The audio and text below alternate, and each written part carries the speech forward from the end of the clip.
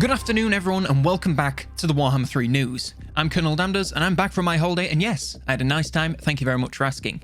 Today we have even more breaking news. The Ogre Kingdoms have now had their mechanics revealed, so we now have a much better idea of how exactly they're going to play when the game comes out in 104 days. There's a lot to go through, so let's waste no more time and dive right in. Right off the bat, we have our legendary lord names confirmed, though in a masterful move, CA published some paid ads with those names yesterday before they announced, but nevertheless, I feel a great amount of vindication.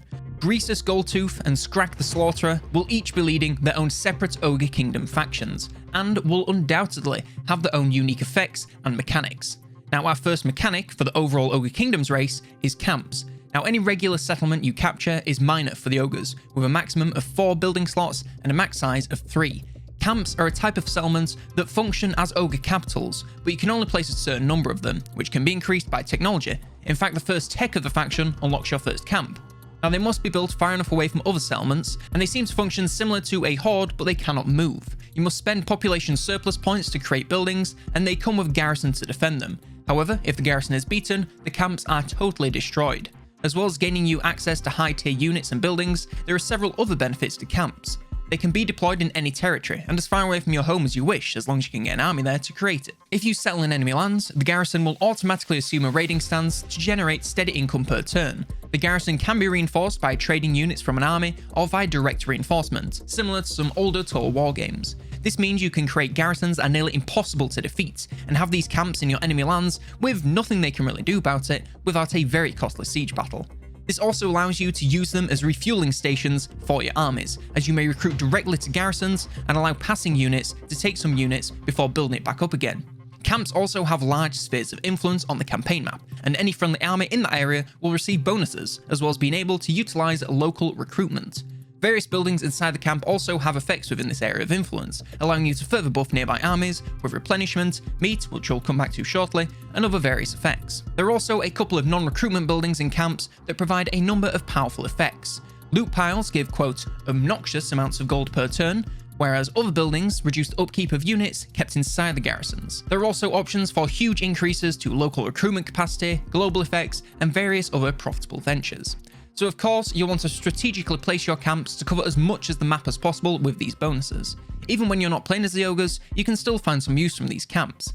Being within the sphere of influence while not at war with them allows you to recruit some mercenaries to your army, similar to the mechanic we currently have in Warhammer 2. Now, our next mechanic is contracts. So of course the ogres first entered the Total War world as mercenaries, and that's for good reason. It's what they're good at, and it's no surprise to see them here selling their services to the highest bidder. Contracts are special missions given to ogre factions by nearby AI factions, and you get 3 every 10 turns. These 3 missions will also be 1 to kill a character, 1 to attack a settlement, and 1 to destroy an army. They can only come from factions you are not at war with, and they offer significant amounts of gold upon completion. And you will also get a nice boost to your relations to the quest giver once you're finished. Next up on the menu, we have the meat mechanic. Now, ogre society runs on meat, eating, and fighting, and the 3 tend to feed into each other more often than not. Every unit has 2 forms of upkeep, regular gold and meat. Each unit consumes 1 meat, and every army has a meatometer, if you will, that increases and decreases as the turns go on. Being within the range of a friendly camp negates this meat upkeep, and certain buildings will increase the amount of meat earned per turn. Post-battle captives can also be converted to meat to keep your reserves up. Now, upkeep isn't the only use of meat. It can also be used to create post-battle feasts. Up to 5 meats can be consumed to create stacking bonuses to speed, charge bonus, and unit mass, since bigger and heavier ogres can make for meatier charges. In addition to this, all ogre armies can initiate offerings to the Great Maw, where they exchange some meat for some bonuses. These buffs last a number of turns and are Bloody and Raw, which grants extra melee attack, Come and Get It, which grants additional campaign move range, Fill Your Bellies, which grants a decrease to global recruitment time, and Give Me Gut Magic, which grants additional magic reserves per turn. Only 1 buff can be active at a time, but they can be permanently held up as long as you have the meat to keep them going. Next, we have the big names. Every single Ogre Lord has 4 big names that they can strive to unlock, and each have a specific set of conditions. This is also available for the 2 legendary lords, just the same as it is for the 2 generic lord types, which we have now confirmed to be the Tyrants and Slaughtermasters. Now, the 2 legendary lords have the same 4 missions every time, and they're unique to them, but each generic lord gains 4 randomly selected from a larger pool, similar to traits. Once you unlock a big name, you can equip it as a title, which grants specific passive effects. You can also change titles on a short cooldown, so you don't need to worry about picking one if you want to change it later. Now we have 4 options for a Tyrant shown here, but I'm sure there will be many more once the game releases. Belcher, which is a fantastic title, I must say. We don't find out exactly how this one is unlocked, but the effects are a leadership debuff ability for nearby enemy units. Can't wait to hear that sound effect. Camp Maker is unlocked via deploying a camp with a Lord, and they gain +1 control in their local province. Boom Maker is unlocked via winning a battle using lead belched in your army. The effects are 20% increased missile strength for various ranged units. And finally, Kin Eater is unlocked by losing a battle but killing more enemies than your opponents. The effects are unbreakable for the Lord as long as they are over 50% HP. Now these effects aren't going to break the game in terms of power, but they do offer some nice bonuses and side quests to bear in mind during your campaign.